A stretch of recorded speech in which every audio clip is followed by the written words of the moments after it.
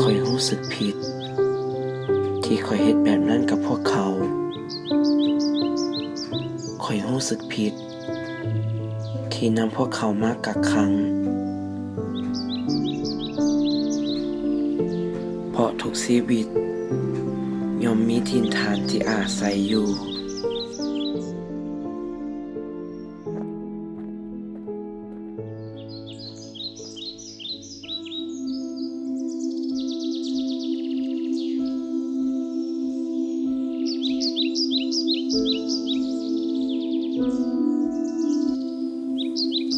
กินเด้อลูกเดี๋ยวกินเขาไงพ่ออีพาไปตี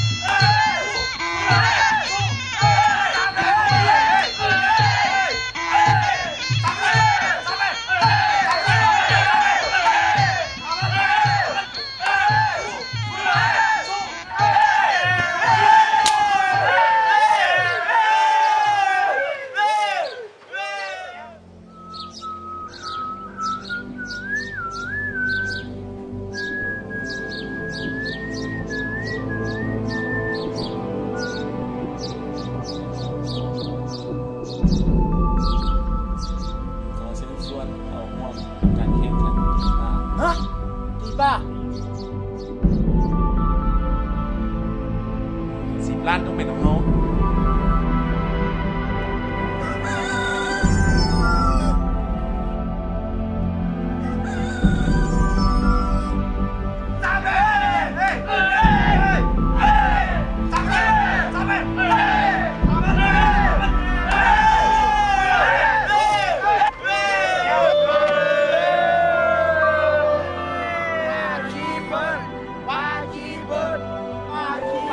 วิ่งใครน่ะ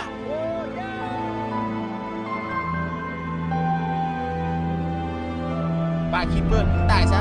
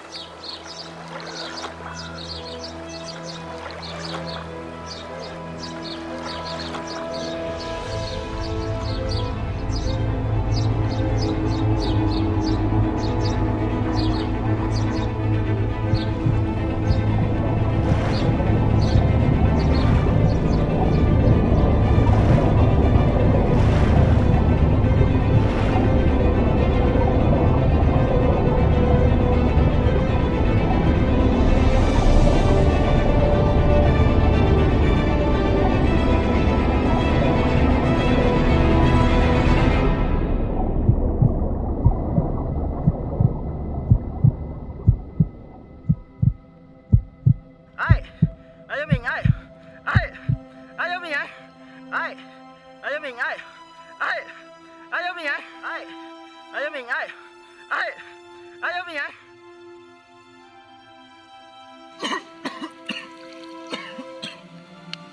ว่าเป็นหยัง ไปมาซอยยกขึ้นจับนะ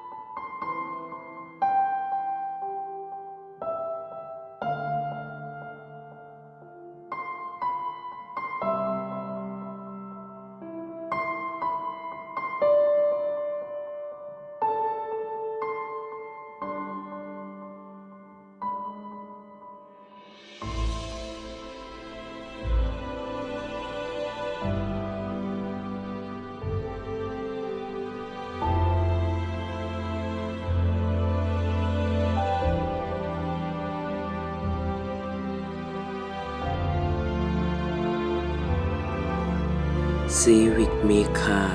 เกินกว่าน้ำมากักขัง ปล่อยพวกเขากับทินฐาน เพราะทุกชีวิตต้องการ คืนถิ่น